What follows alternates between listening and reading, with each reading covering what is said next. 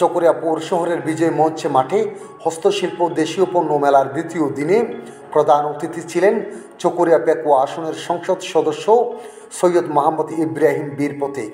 তিনি বলেছেন, কল্যাণ পার্টির জন্য চকরিয়ায় পেকুয়া কোনো কার্যক্রম থাকবে না, শুধু এমপি হিসেবে উন্নয়ন করতে চাই।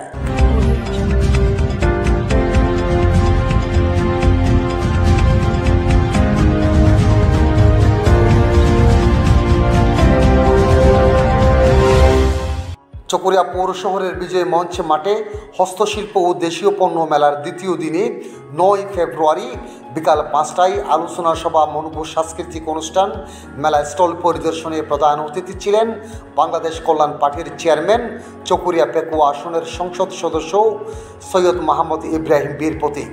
হস্তশিল্প দেশীয় পণ্য উৎপাদন বহুমুখী সমবায় সমিতি লিমিটেডের সভাপতি শারমিন জান্নাত ফেন্সির সভাপতিত্বে সাংবাদিক আবু মোহাম্মদ মহসিনের সঞ্চালনায় বিশেষ অতিথির বক্তব্য রাখেন চকরিয়া উপজেলা পরিষদের সাবেক চেয়ারম্যান রেজাউল করিম, চকরিয়া থানার অফিসার ইনচার্জ শেখ মোহাম্মদ আলী সহ আওয়ামী লীগ যুবলীগ নেতারা, পৌরসভার মেয়র আলহাজি আলমগীর চৌধুরী ও সংগঠনের নেতৃবৃন্দ এবং হাজার হাজার মেলায় দর্শনার্থী উপস্থিত ছিলেন।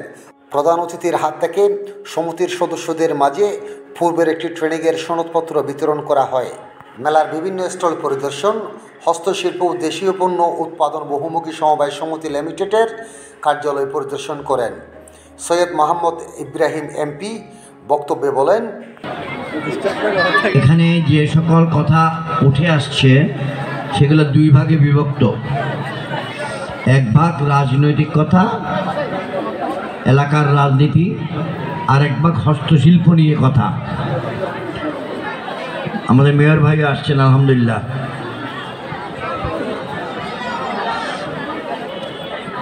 আমি দুইটা কথা আলাদা আলাদা বলি। প্রথমে এই মুক্তিযুদ্ধের মঞ্চ, এই মঞ্চের ব্যাপারে আমার নিকট অনুরোধ করা হয়েছে যেন এটাকে আমরা সুন্দর আরো করি, এটা ভেঙে যাচ্ছে, সংস্কার করি, এবং সংস্কারের কাজটা ইনশাল্লাহ আমরা করে দেব ইনশাল্লাহ। আমি রণাঙ্গনের মুক্তিযোদ্ধা, অস্ত্র নিয়ে যুদ্ধ করেছি। শত্রুর গুলি আমাকে মেরে ফেলতো, নয়তো আমার গুলি শত্রুকে মেরে ফেলতো, মাঝখানে কিছু ছিল না। সুতরাং 1971 সালের মহান মুক্তিযুদ্ধকে চকরিয়াবাসীর সামনে সব সময়ের জন্য সজীব জীবন্ত রাখার জন্য যা করা প্রয়োজন আমি সেটা করতে চেষ্টা করব ইনশাল্লাহ। ফেব্রুয়ারি মাসের 4 তারিখ বাংলাদেশের জাতীয় সংসদে অর্থাৎ পার্লামেন্টে সন্ধ্যা রাত্রি 7টার পর যখন মহামান্য রাষ্ট্রপতির ভাষণের উপরে বক্তব্য দেওয়ার সুযোগ দেওয়া হলো, সেদিন আমি আমার বক্তব্যটা 11 মিনিট রেখেছি। সেটা মেলা সময় 11 মিনিট সময় সংসদে পাওয়া মুশকিল। মাননীয় স্পিকার আমাকে 11 মিনিট দিয়েছেন, 7 মিনিট, 3 মিনিট, 2 মিনিট, 12 মিনিট। সেখানেও আমি আমার কথার মধ্যে মরহুম শহীদ মুক্তিযোদ্ধাদের যেমন স্মরণ করেছি, জীবিত মুক্তিযোদ্ধাদেরকেও স্মরণ করেছি এবং তাদের সন্তানদেরকেও স্মরণ করেছি। কারণ আমি একজন মুক্তিযোদ্ধা, আমি জানি যারা এই দুনিয়া ছেড়ে চলে গেছে আমার সহযোদ্ধা, তাদের পরিবারের চিন্তা, তাদের কষ্ট, তাদের আবেগ। যারা মুক্তিযোদ্ধাগণের সন্তান তারা আবেগ ভরে বলতে থাকে যে আমার বাবা মুক্তিযোদ্ধা ছিলেন, আপনাদের সহকর্মী ছিলেন, আপনারা এখনো দুনিয়াতে আছেন, আপনাদেরকে দেখে আমরা বাবার অভাবটা অনুভব করি।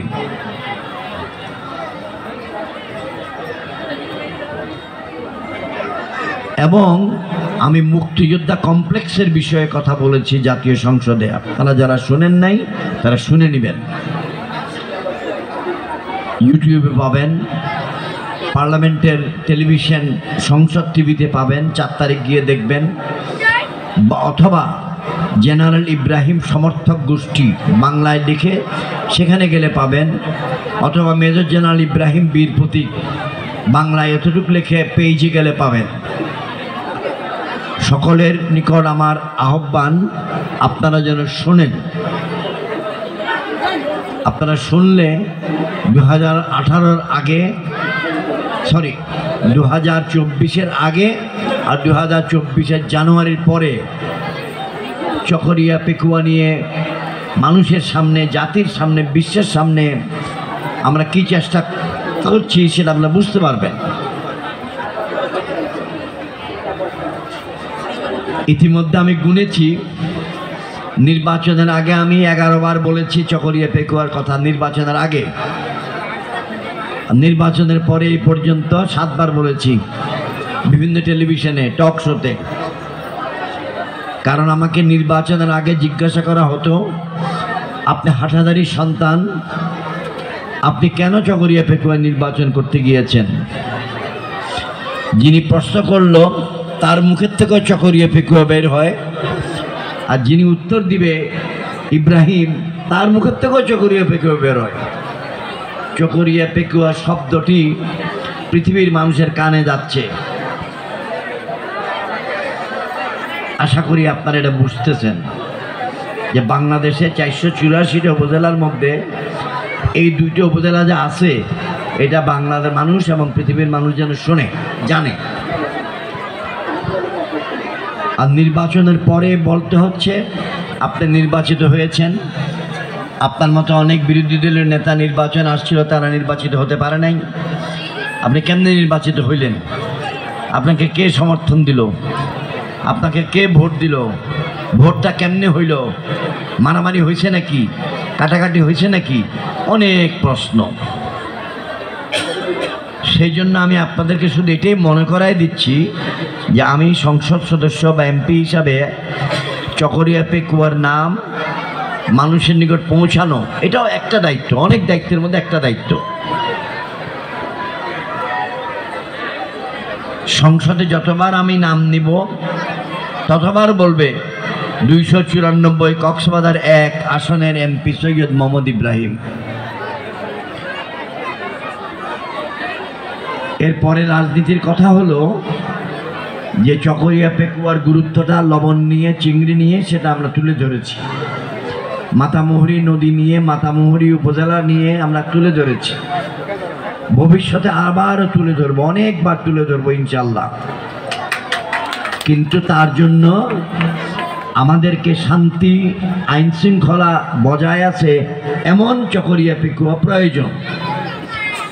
আমরা যদি এইরকম একটা চকরিয়ার কথা বলি যে এই চকরিয়া মারামারি, কাটাকাটি, খুনাখুনি, গালাগালি, সাতগাঁয়ে বাসায় অশালীন গালি, সাতগাঁয়ে বাসার দিন গালি দিন তো বাচ্চা হলো সময় হইতে না। গালি দিয়ে যদি ফেসবুক ভরায় রাখেন, গালি দিয়ে যদি ভাষণ ভরে রাখেন, তাহলে এই পরিচয়টা পৃথিবীর লোকে দেওয়া যাবে না। তখন পৃথিবীর লোক আমাকে বলবে, ও ভাই ইব্রাহিম সাহেব হরে আর এমপি ইউন তো খালি ডোমর ডলে গাইল দে। ডোমকি জিনিস চিনো না তোমার? অনরা বেগুনে নসিনি জুন আজকে লেখাপড়া করি বড়ই তার ডোম নসিনি। ডোমল আনারা আগে 50-60 বছর আগে গাইল দিত বেশি। আনারা এই বাড়ি এতে ওই বাড়ি খজিয়ে লাগিলে বাড়া করি ডোমাইনতাম। তুইও গাইল দে।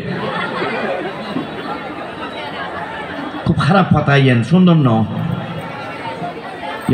ন। তা আমি এই কথাটা বলছি আপনাদের সবার সামনে যে আমরা শোভনীয় ভাষায় কথা বলবো, সবসময় শালীন ভাষায় কথা বলবো, ভদ্র ভাষায় কথা বলবো। আমার সঙ্গে ব্যক্তিগতভাবে সাবেক মেম্বার অফ দি পার্লামেন্ট, সাবেক এমপি জাফর আলম সাহেবের কোনো প্রকারের ঝগড়াঝাটি, মারামারি, কাটাকাটি, স্বার্থ নিয়ে, সম্পত্তি নিয়ে বিবাদ নাই। মাননীয় প্রধানমন্ত্রী ওনাকে নৌকা দেয় নাই, এটা মাননীয় প্রধানমন্ত্রীর এখতিয়ার। উনি এরকম 100 জন এমপিকে নৌকা দেয় নাই, আওয়ামী লীগের নেতাকে দেয় নাই। মাননীয় প্রধানমন্ত্রীকে নিয়ে উনি অশোভন উক্তি করেছেন পেকুয়ায়, যার কারণে বাংলাদেশ আওয়ামী লীগ কেন্দ্রীয় কমিটির নির্দেশে কক্সবাজার আওয়ামী লীগ তার চকরিয়া উপজেলার সভাপতির পদ কেড়ে নিছে। তাকে বলছে আপনি সভাপতি নাই। এটা তো আমার কিছু করার নাই। আর নৌকার প্রার্থী সিএপি সালাউদ্দিন ভাই যেহেতু প্রার্থীতা বাতিল হয়ে গেছিল, তাহলে এই জায়গার মানুষ যাবে কই? এই জায়গার মানুষ কোথায় যাবে? সেই জন্য মাননীয় প্রধানমন্ত্রী বলছিল, হাতঘড়ি মার্কা ইব্রাহিম আপনি চকরিয়া পেকুয়াতে নির্বাচন করেন। আর তিনি আওয়ামী লীগকে বলছিলেন, আপনাদের যেহেতু নৌকা নাই, আপনারা হাতঘড়ি মার্কা ইব্রাহিমের পক্ষে কাজ করেন। আমি আপনাদের এখান থেকে একটা গাছের পাতাও কোথাও নিয়ে যাব না, 100 টাকা লবণও নিয়ে যাব না, একটা চিংড়ি মাছের মাথাও নিয়ে যাব না। এখানে দই হয়, দই খুব মজার দই, একটা দইয়ের হাঁড়িও আমি নিয়ে যাব না। যখন কেউ নিয়ে বাসায় উপহার দেয় একটা দুইটা, ধন্যবাদ, মেহমান হিসেবে আনছে তাই। কিন্তু এখান থেকে দইয়ের ব্যবসা করব, এখান থেকে গাড়িতে করে দই চালান দেবো 1 ট্রাক 2 ট্রাক, আমার দরকার নাই। আপনাদেরকে আগেও বলেছি, আজকেও বলছি, আমি, আমার স্ত্রী, আমার পুত্র, আমার কন্যা এখানে কোনো ব্যবসা করবে না, অর্থাৎ আমার পরিবার এখানে কিছু করবে না। তাহলে আমার পরিবারের কোনো ব্যক্তিগত স্বার্থ এখানে জড়িত না, এখানে চকরিয়ার মানুষের স্বার্থ জড়িত। এবং চকরিয়ার মানুষের জন্য যা করা প্রয়োজন আমরা ঠিক ইনশাল্লাহ তাই করব। এখন বিভিন্ন মিটিংয়ে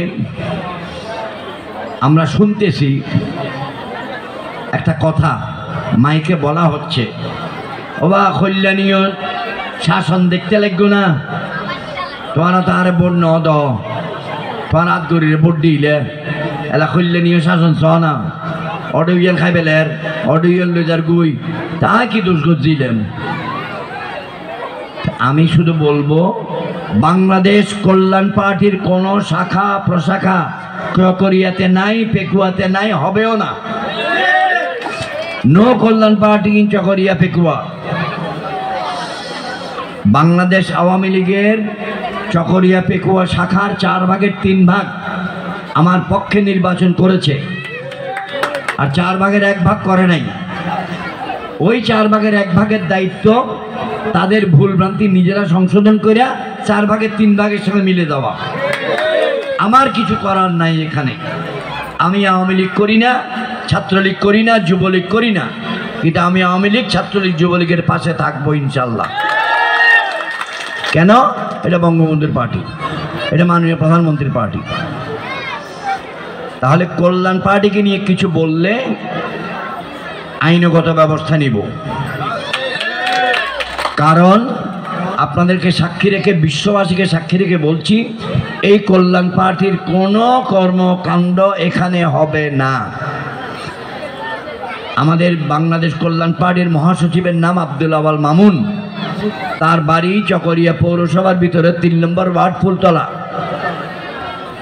বাংলাদেশ কল্যাণ পার্টির অতিরিক্ত মহাসচিবের নাম সাকিব, তার বাড়ি চকরিয়া পৌরসভার পালাকাটা। তাদেরকেও বলেছি, কোনো কল্যাণ পার্টির পরিচয় দিয়ে আপনারা কোনো কর্মকাণ্ড করবেন না এখানে, আমি যতদিন এমপি আছি। আমি চাই না আমার পার্টির নামে বদনাম আসুক। তাহলে আমার পার্টি যেখানে 0, সেখানে আমার নাম নিয়ে বলাটা অপমানজনক। আমি আবেদন করব সেটা না বলতে। যে দোষ করবে তার নাম বলবেন। যিনি আমার পাশে থেকে নির্বাচন করেছিলেন, ওই 4 ভাগের 3 ভাগ আওয়ামী লীগের 1 জন, 2 জন, 10 জন, তারা যদি এখন দোষ করে, আপনারা এটা আমাকে জানাবেন, 10 জনকে জানাবেন, নেতাদেরকে জানাবেন। আমরা আবারও বলেছি যে আমরা অন্য কোনো দখলবাজ চাই না, আমরা অন্য কোনো জবরদস্তিমূলক থানেওয়ালা চাই না।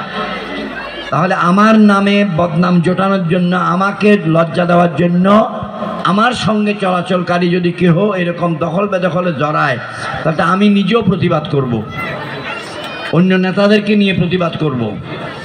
আমার কাছে দৈনিক 5-7টা ফোন যায়, আপনার জন্য ভোট করছিল, তিনি এখন এগুলা করতেছে, তিনি এগুলা করতেছে, তিনি এগুলা করতেছে।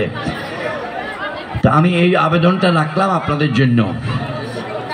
আরেকটা কথা, যারা আমার বিরুদ্ধে ভোট করেছিলেন, হাতঘড়ির বিরুদ্ধে, তারা তো আওয়ামী লীগের।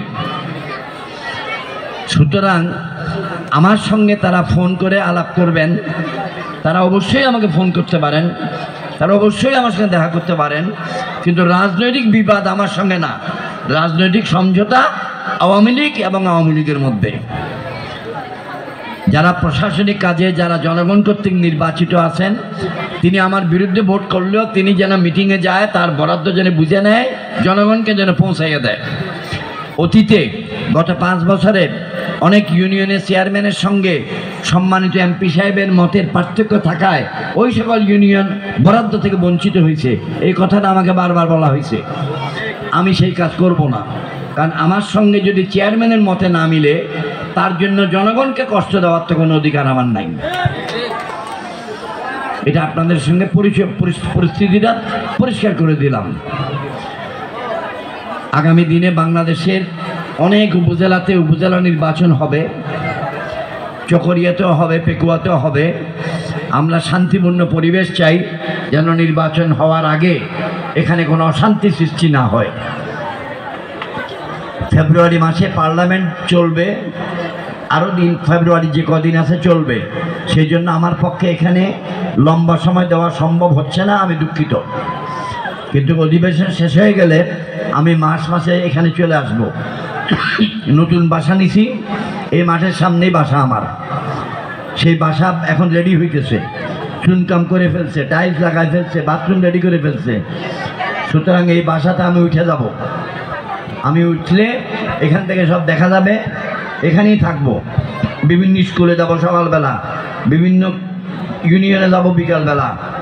রোজার মাস আসলে তারাবির নামাজ পড়বো এক এক দিন এক এক মসজিদে। মসজিদে যাই ইফতার করব, কোনো বাড়িতে যাই ইফতার করব, যাতে করে মানুষের আমাকে বলে, জানি তার কষ্ট, তার সুবিধা অসুবিধাটা আমরা জানতে পারি। স্কুলে গেলে বুঝবো স্কুলটা ভালো চলে না মন্দ চলে।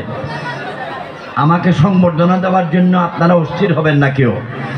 সংবর্ধনা না নিলে আমি মনে কষ্ট পাবো না, আপনারাও মনে কষ্ট পাবেন না যে আমার সংবর্ধনা নেয় নাই, আমি দিতে পারলাম না। আমরা কাজ করতে চাই, আমাদের কাজে আগ্রহ বেশি। অর্থাৎ এমপি নতুন, মানুষটা পুরানা। এমপি নতুন, এটা মানুষ পুরানা। সেই জন্যে আপনাদের খেদমতে আমার কোনো অসুবিধা হবে না।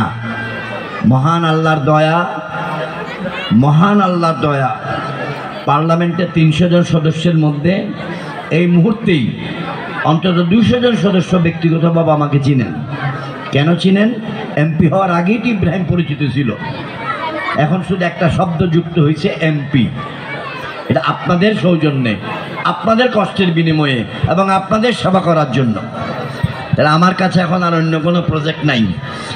আপনাদের অনেক প্রজেক্ট হবে, কিন্তু আমার কোনো প্রজেক্ট নাই। আমার একটাই প্রজেক্ট, চকরিয়া পেকুয়ার জনগণের সেবা করা। আমার এটাই এখন লক্ষ্যবস্তু। তার জন্য মাননীয় প্রধানমন্ত্রীর কাছে যেতে হলে যাব, মাননীয় যে কোনো মন্ত্রীর কাছে যেতে হলে যাব, যে কোনো অফিসে যেতে হলে যাব, কোনো সমস্যা নাই।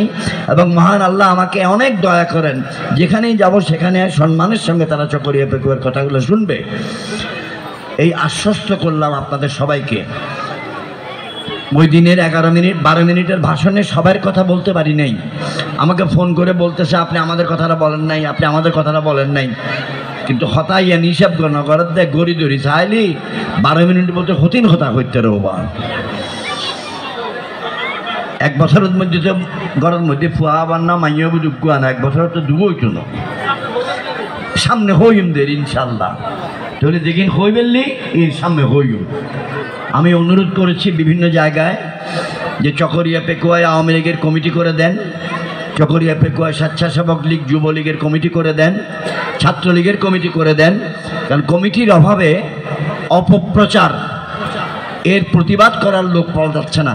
কারণ দায়িত্বটা কে নেবে? সেজন্য কমিটি করে দিলে তরুণ সম্প্রদায় তারা দায়িত্বটা নিবে, প্রবীণরা দায়িত্বটা নিবে। আমি আওয়ামী লীগ করি না, কিন্তু আওয়ামী লীগের মানুষের কষ্টটা যেহেতু চকরিয়া পুকুরিয়ায় থাকি, আমায় শেয়ার করতে হবে। আমি শেয়ার করি, আমার মনে সে কষ্টটা দাগ কাটে, তাই আমি বলেছি এবং বলবো ইনশাল্লাহ। এখন আমরা রাজনীতির কথা এখানে দাঁড়িয়ে ফুল স্টপ। এখন আমরা নারী উদ্যোক্তাদের বিষয়ে কথা বলবো। এখান থেকে আবার আমরা মেয়র সাহেবের ব্যাডমিন্টনেও দেখতে যাব। একটা সমস্যার কথা আমাদের চকরিয়া পেকুয়াতে, সরি চকরিয়া পৌর, বাবু এই ঘুরে ঘুরে ফোন একটা ভয় দাওটা।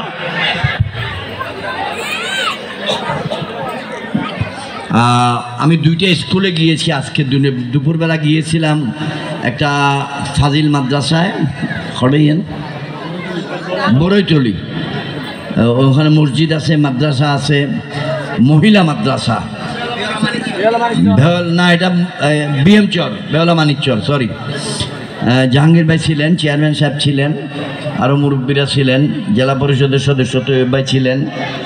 বাচ্চাদেরকে দেখে আমার খুব ভালো লেগেছে, আমার মনটা আনন্দে ভরে উঠছে। যতগুলো বাচ্চা লেখাপড়া করে, শিশুদের দিকে তাকাইলে আমাদের মতো যাদের বয়স হয়েছে আমাদের মনটা খুশি হয়ে যায়। কারণ শিশুরা হলো আগামী দিনের নাগরিক, তারা এই দেশের মালিক হবে, তারাই একদিন বাবা হবে, মা হবে, তারাই দেশটাকে গড়ে তুলবে। আমাদের জীবনের বাকি অংশে আমাদের কাজ তাদের রাস্তাটা সোজা করে দেওয়া, সহজ করে দেওয়ার কিছু না। সেটা চকরিয়াতেও যতগুলো স্কুল আছে, মাদ্রাসা আছে, ইনশাল্লাহ যাব, এটা বলে রাখলাম। চকরিয়াতে সোসাইটি মস্ক আছে, সোসাইটি মস্ক নিয়ে একটু উত্তেজনা যাচ্ছে, সেই উত্তেজনাটা প্রশমন করা দরকার।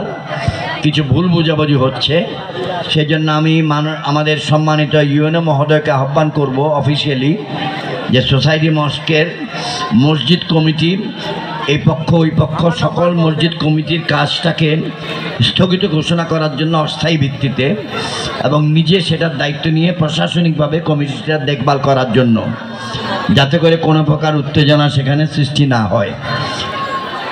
মসজিদের ভিতরে যদি কোনো উত্তেজনা হয়, এটা চরম দুর্ভাগ্যের বিষয়। আমরা দুই জায়গায় অপরাধ করব, একটা আখেরাতের অপরাধ, একটা দুনিয়ার অপরাধ।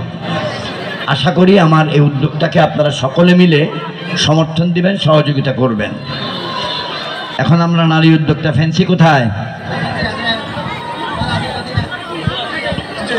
খড়ে গেল তো আইও না ভাই, একবারে মাইও গুড়ানো আবার বড় ন কি কইতেন। তো এটা হলো আমাদের কি না,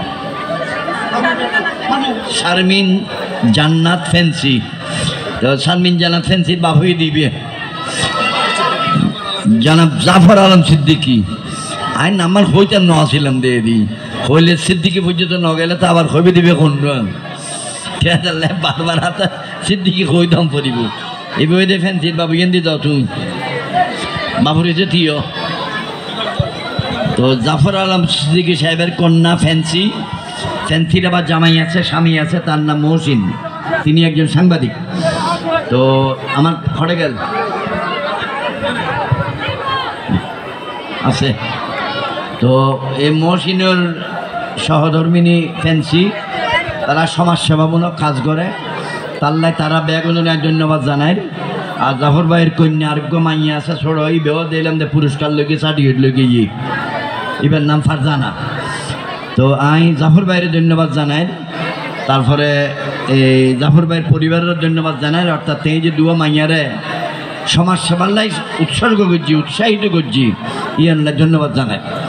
সমাজসেবা মানে মানুষের খেদমত করণ, নারী উদ্যোক্তা মানে পুরুষের সহযোগিতা পাইলে ভালো, না পাইলে নিজের চেষ্টা করে নিজে দাঁড়ানো। বাংলাদেশের মাননীয় প্রধানমন্ত্রী আপ্রাণ চেষ্টা করছেন নারীদেরকে আগাইয়ে দিতে। আমি আপনাদের সঙ্গে আছি, আমাদের এই উপজেলার সকল নারীর জন্য। আমি চাই আমাদের উপজেলার নারীরা আগায় যাক। আমরা কি করলে নারীরা আগাইতে পারবে খালি আপনারা বলবেন। যদি আমার 1 কিলোমিটার হাইটে কোথাও যাইতে হয়, আমি 1 কিলোমিটার হাইটে যাব, যেন আপনাদের কাজটা সহজ হয়। কারণ বাংলাদেশের জনগণের অর্ধেক নারী, বাংলাদেশের জনগণের অর্ধেক নারী, কিন্তু উদ্যোক্তাটা অর্ধেক নারী নেই, প্রফেসর তো অর্ধেক নারী নেই, মেম্বার অফ দি পার্লামেন্ট অর্ধেক নারী নেই, ব্যবসায়ী তো অর্ধেক নারী নেই, স্কুলের শিক্ষক তো অর্ধেক নারী নেই। তাহলে এই কাজটা যদি আমাদেরকে করতে হয়, নারীদেরকে সর্বপ্রকারের সহযোগিতা আমাদের দিতে হবে। একজন নারীকে যদি আমরা স্বাবলম্বী করতে পারি, একটা পরিবার দাঁড়ায় যায়, শিশুরা দাঁড়ায় যায়। একজন নারী যদি শিক্ষিত হয়, পুরা পরিবার শিক্ষিত হয়। এটা পুরানা কথা, আমরা ভুলে যাই। তা আমি ফ্যান্সিকে বলবো যে আপনার পাশে আমাকে পাবেন। আপনাদের সমিতির প্রয়োজনে আমার পক্ষে এমপি হিসাবে যা করার সেটা আমি ইনশাল্লাহ করব। আমার স্ত্রী ফোরকান ইব্রাহিম, তিনিও সমাজসেবামূলক কাজে ব্যস্ত। আমার চাকরি জীবনে যে ক্যান্টনমেন্টেই আমরা গিয়েছি সেখানে প্রাতিষ্ঠানিকভাবে সমাজসেবামূলক কাজে, নারীদের কাজে যুক্ত ছিলেন এবং অবসর জীবনে তিনি ইনারভিল ইন্টারন্যাশনাল ইনারভিল ক্লাব করেন, সভাপতি ছিলেন, সেক্রেটারি ছিলেন, বিভিন্ন পদে ছিলেন এবং যখনই সময় হয় সারা বছর বিভিন্ন জায়গায় খেদমত করার জন্য, জনগণের পাশে দাঁড়ানোর জন্য ছুটে যান। অর্থাৎ সমাজসেবা বিষয়টি আমার ঘরে, আমার পরিবারে অত্যন্ত পরিচিত বিষয়। আমার কন্যা শারমিন ফাতেমা, তিনিও একই কাজে সময় দেন। আপনি আমার থেকে পূর্ণ সহযোগিতা পাবেন। আপনার প্রয়োজনে আপনি আমাকে এমপি হিসাবে পাবেন, আপনার প্রয়োজনে আপনি আমাকে পিতা হিসাবে পাবেন। যখন যেটা লাগবে আপনারা বলবেন, বৈধভাবে আমরা সেটা করে দিতে চেষ্টা করব ইনশাল্লাহ।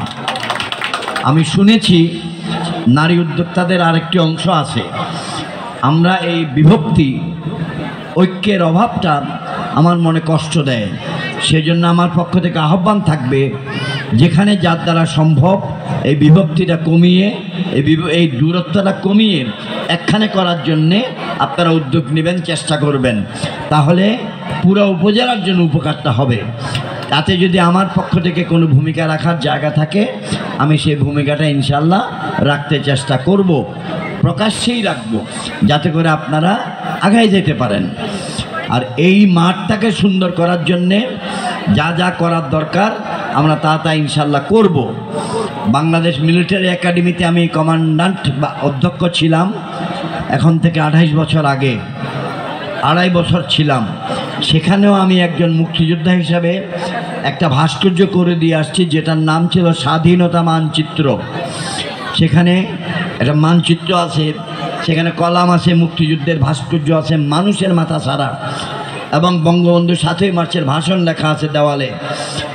আমি 90 ভাগ কাজ করার পর বদলি হয়ে গিয়েছিলাম। বাকি 10 ভাগ কাজ মাননীয় প্রধানমন্ত্রী শেখ হাসিনা 96 সালে করে দিয়েছিলেন, যে এই কাজটা অসম্পূর্ণ, এটা এখন সম্পূর্ণ করো। এবং সেটা করেছিলাম চুরি চামারি ডাকাতি করে, মানুষের থেকে টাকা ধার করে, সরকারি প্রকল্প হিসেবে না। এখানে এখন আমার চুরি চামারি করতে হবে না। আমি সরকারি টাকা যদ্দূর পাই তার মধ্য থেকে করতে পারবো, অথবা যারা দানশীল ব্যক্তি, ধনী ব্যক্তি, তাদের কাছ থেকে সহযোগিতার আহ্বান করব। আমার বক্তব্য আমি শেষ করতে চাই একটা কথা বলে, যারা মুরব্বী আছেন তাদের জন্য, মুরব্বী স্থানীয় ব্যক্তিদের জন্য আমি একটা কথা এখন বলছি। রমজানুল মুবারক কাছায় চলে আসছে, একদম কাছে। আর আজকে গতকাল রাত্রে ছিল সবে মেয়েরাদের রাত্রি, গতকাল রাত্রে ইবাদত বন্দেগীর রাত্রে ছিল। আমি নিজে ঘুমাইছি 3টা 10 মিনিটে, আবার ফজরের নামাজের সময় উঠছি, আবার ঘুমাইছি, আবার 7:45 উঠছি, 7টার সময় ঘর থেকে বেরিয়েছি, 8টার সময় ফ্লাইট। তাহলে মানুষকে পরিশ্রম করতে হবে। রমজানুল মুবারকে যেন মানুষ শান্তিতে সুন্দরভাবে ইবাদত বন্দেগী করতে পারে, তার জন্য আমাদের সর্বাত্মক চেষ্টা করতে হবে। আমি নিজেও যদি যতদিন যখন চকরিয়া থাকবো বা পেকুয়া থাকবো, বিভিন্ন মসজিদে তারাবির নামাজ পড়তে, ইফতার করতে যাব, বা বিভিন্ন ঘরে ইফতার করতে যাব ইনশাআল্লাহ, আল্লাহ যদি কবুল করেন। জাকাত নিয়ে কথা, জাকাতের লুঙ্গি, জাকাতের গামছা, জাকাতের শাড়ি, এই জিনিস কিনে গরিব মানুষকে না দেওয়ার জন্য আহ্বান করছি। এগুলো পরা যায় না, এগুলা পাতলা এত করে ফেলায় যে জাকাতুল্লাহ বানাই দেওয়া যায় না, ভালো যায় না, দিবি দেরি। আর একজনে 4টা লুঙ্গি নেয়, ওই লুঙ্গি নিয়ে সে পড়বে কোথায়? সেই জন্য আপনাদের নিকট আবেদন, মুরব্বীদের নিকট, ইমাম সাহেবদের মাধ্যমে বলবেন যে জাকাত যারা দিতে চায় তারা যেন এমনভাবে যায় একটা মানুষ যেন স্বাবলম্বী হইতে পারে। 3 জন লোক যদি একটা লোককে জাকাত দেয় নগদ টাকা 1000 1000 1000, তাহলে সে 3000 টাকা পায়। 3000 টাকা দিয়ে 2টা ছাগলের বাচ্চা কিনতে পারে। উদাহরণ দিলাম আপনাদেরকে। যদি 5000 টাকা পায়, এটা সেলাই মেশিন কিনতে পারে। অর্থাৎ আমাদের চেষ্টা করতে হবে শুধু মানুষকে দেখানোর জন্য জাকাত না দিয়া, জাকাতের উদ্দেশ্য যেন পূরণ হয়, এই কাজটা করতে। এবং এইটাতেও আমি ফ্যান্সির কাছ থেকে সহযোগিতা চাচ্ছি। উপজেলা ব্যাপী আপনারা এই প্রচারটা করবেন যে আমি চ্যানেল এসি মাশাআল্লাহ সারি না চিনি নে, পরীক্ষা পাস করছি নে, পাস করছি, ঠিক আছে। আমিন ভাই লোক চালি যাও, আর আমিন চেয়ারম্যান ভাই হলে ওকে। তাহলে আমি আপনাদের থেকে এখন বিদায় নিতে চাই। আমরা যাওয়ার সময় একটুখানি দু একটা স্টল দেখে যাব। এখানে বেশিরভাগ স্টলগুলো হচ্ছে নারী উদ্যোক্তাদের নিজেদের স্টল, সেটা দেখে যাব। আর এরপরে আবার আমরা মেয়র সাহেবের ব্যাডমিন্টন টুর্নামেন্টের ফাইনাল খেলা দেখতে যাব। আপনাদের থেকে বিদায় নিতে চাই। আপনারা মেহরবানি করে আমাদের জন্য দোয়া করবেন। আমিও আপনাদের জন্য দোয়া করি, আল্লাহ যেন চকরিয়া এবং পেকুয়াবাসীকে সম্মান দেন, ইজ্জত দেন, উন্নতি দেন। শিশুদের জন্য দোয়া থাকলো বিশেষ করে। আল্লাহ হাফেজ। জয় বাংলা, জয় বঙ্গবন্ধু, বাংলাদেশ চিরজীবী হোক। সবার প্রতি অনেক অনেক শুভেচ্ছা। আসসালামু আলাইকুম। আমি আন্তরিকভাবে কৃতজ্ঞতা জানাচ্ছি আমাকে কিছু বলার সুযোগ দেওয়ার জন্য। এই মেলাটার আমি আন্তরিক সাফল্য কামনা করছি মন থেকে। এত সুন্দর একটা পরিবেশ, এত সুন্দর একটা আমার ধারণা ছিল না, না আসলে বুঝতে পারতাম না। আসলে অনেক চমৎকার একটা পরিবেশে হচ্ছে, বিশেষ করে বাচ্চারা যে চমৎকার ভাবে পাশে তাদের প্রাণ খুলে আনন্দ করছে, যে এই পরিবেশটা সৃষ্টি করে দেওয়া। তারপরে যে হস্তশিল্প, পিঠাঘর দেখছি অনেকগুলো, নিজের যে মেধা বিকাশের চমৎকার একটা সুযোগ। এটা আসলে মানে এখানে না আসলে বোঝা যায় না যে এই পরিকল্পনাটা, বিশেষ করে প্রত্যেকটা সমাজে আমি মনে করি নারী হোক পুরুষ হোক তার একটা পরিচয় থাকা উচিত, সে যেই হোক না কেন। মানে তার দক্ষতা, যোগ্যতা, এটাই হচ্ছে সবচেয়ে ইম্পর্টেন্ট। মানে আমাদের সমাজে নারীরা যে এত চমৎকার কাজ করে তাদের যোগ্যতাকে, মেধাকে বিকশিত করছে, এটা আসলে মানে তার একটা চমৎকার প্ল্যাটফর্ম হচ্ছে এই ওনাদের হস্তশিল্প এবং দেশীয় পণ্য মেলা। এই আয়োজনে না আসলে এটা বুঝতেই পারতাম না। তো এখানে যারা আসছেন সবার প্রতি অনেক কৃতজ্ঞতা। আর আমাকে সুযোগ দেওয়ার জন্য আমি আমাদের অত্যন্ত শ্রদ্ধাভাজন আমাদের এমপি মহোদয় এবং অনুষ্ঠানের আমাদের আয়োজক ফ্যান্সি ম্যাডাম সহ আমাদের সাংবাদিক মনসুর মহসিন ভাই, সবার প্রতি অনেক অনেক কৃতজ্ঞতা, ধন্যবাদ জানাচ্ছি। আসসালামু আলাইকুম। চকরিয়া হস্তশিল্প সংগঠনটি প্রতিষ্ঠা হয়েছিল 2020 সালে। তখন করোনাকালীন সময় এই সংগঠনটি প্রতিষ্ঠা করেন। অনলাইনের ভিত্তিতে তারা মার্কেটিং ব্যবসা, তাদের হাতের পণ্যগুলো মার্কেট বাজারজাত করছিলেন। পরবর্তীতে 2021 সালে ওরা চিন্তা করলো যে আমাদের এই যে অনলাইন বিজনেসটা সবার সামনে আমরা যদি একটু উপস্থাপন করতে পারি, তাহলে হয়তো মানুষের কাছে আরো একটু আস্থা বাড়বে। সেই আস্থার কথা চিন্তা করে, আস্থা বাড়ানোর কথা চিন্তা করে তারা প্রথমবারে 2021 সালে মেলা করছিলেন। 21, 22, 23 আমরা সুন্দর করে এই চকরিয়া হস্তশিল্প মেলাটা হয়েছিল। আজকে 2024 সালে এসে আমরা ওই সময় বেশ কিছু বাধার সম্মুখীন হয়েছিলাম। তৎকালীন আমাদের কিছু নেতাদের কারণে, এটা আমি বলবো, যেটা আমাদের সম্মানিত নেতৃবৃন্দ তাদের বক্তব্য নিয়ে আসছিলেন। যাই হোক, আমরা অনেক আশা নিয়ে আছি। আমাদের মাননীয় সংসদ সদস্য মহোদয় আসলে এই মেলাটা করার ক্ষেত্রে আমরা একটা বাধার সম্মুখীন হয়েছিলাম, যেটি সর্বশেষ মুহূর্তে ওনাকে জানানোর পরে উনি সাথে সাথে 10 মিনিটের ভিতরে আমাদেরকে এই মেলাটা এখানে এই মাঠে হওয়ার জন্য অনুমোদন দিয়েছিলেন। এই জন্য আমাদের মেলা কমিটির পক্ষ থেকে এবং হস্তশিল্প পরিবারের পক্ষ থেকে আমরা ওনাকে আন্তরিকভাবে কৃতজ্ঞতা জানাচ্ছি। এবং আমরা আসলেই এই নারী উদ্যোক্তা চকরিয়াতে একটা রেজিস্টার্ড সমবায় কর্তৃক নিবন্ধিত একটি সংগঠন। এই সংগঠনের রেজিস্টার্ড নারী উদ্যোক্তা আছেন 34 জন এবং তাদের পাশাপাশি পুরুষ উদ্যোক্তা আছেন 3 জন, সহ 36 জন তাদের সদস্য সংখ্যা। এবং তাদের অনলাইনে কোড নিয়ে নারী উদ্যোক্তা তাদের সাথে সংযুক্ত আছেন 325 জন। 325 জন নারী উদ্যোক্তাদের নিয়ে এই সংগঠনটা। এটা বিশাল একটা বহর। এই নারী উদ্যোক্তাদেরকে সব সময় এবং ওনাদের একটা ফেসবুকে অনলাইন গ্রুপ আছে, যে গ্রুপের সদস্য সংখ্যা আছে প্রায় 35,000। ওনারা অনলাইনে বিজনেস করে। অনলাইন বিজনেসটাকে মোটামুটি মানুষের কাছে তুলে ধরার জন্য এই মেলাটা। এই মেলার উদ্দেশ্য কোনো ধরনের বাণিজ্যিকভাবে কোনো মেলার উদ্দেশ্য নেই। এবং মেলায় যে স্টলগুলো দেওয়া হয়, সেই স্টলগুলার তৈরি করার ক্ষেত্রে যে বাজেটটা খরচ হয়, সেই বাজেট অনুযায়ী এই মেলার যে স্টলগুলো আসে, সেই স্টল থেকে আমরা সামান্য একটা ফি নিই। এখানে কোনো ব্যবসার উদ্দেশ্যে সংগঠনটা এই মেলাটা করা হয় না। আমরা চাইব আমাদের মাননীয় সংসদ সদস্য মহোদয়, এই নারী উদ্যোক্তাদের বসার কোনো আসলে ঠিকানা ছিল না। গত কয়েক মাস পূর্বে ওরা একটা অস্থায়ী কার্যালয় নিয়েছেন এই আমাদের মেলার যে পিছনের যে বিল্ডিংটা আছে, সেই বিল্ডিংয়েই। ওই অফিসে কিন্তু আসলে বসার মতো তাদের কোনো চেয়ার টেবিল বলতে কিছুই নেই। আমরা এই মিটিংয়ের পরেই এই আমাদের মাননীয় প্রধান অতিথি মহোদয়ের বক্তব্যের পরে ওনার জন্য সামান্য স্ন্যাক্সের ব্যবস্থা আছে আমাদের অফিসে গিয়ে। অফিসটা দেখবেন উনি, আমাদের কোনো দাবি নেই, নারী উদ্যোক্তাদের সবসময় এইভাবে পাশে থেকে যেভাবে সহযোগিতা করেছেন, ইনশাল্লাহ ভবিষ্যতে সে ধরনের সহযোগিতা করবেন আশা করতেছি আমাদের মাননীয় প্রধান অতিথি মহোদয়ের কাছ থেকে। এই পর্যায়ে আমাদের উদ্দেশ্যে, নারী উদ্যোক্তাদের উদ্দেশ্যে এবং চকরিয়াবাসীর উদ্দেশ্যে সংক্ষিপ্ত কৃতজ্ঞতা জানাচ্ছি 1 নম্বর ওয়ার্ডের সংগ্রামী কাউন্সিলর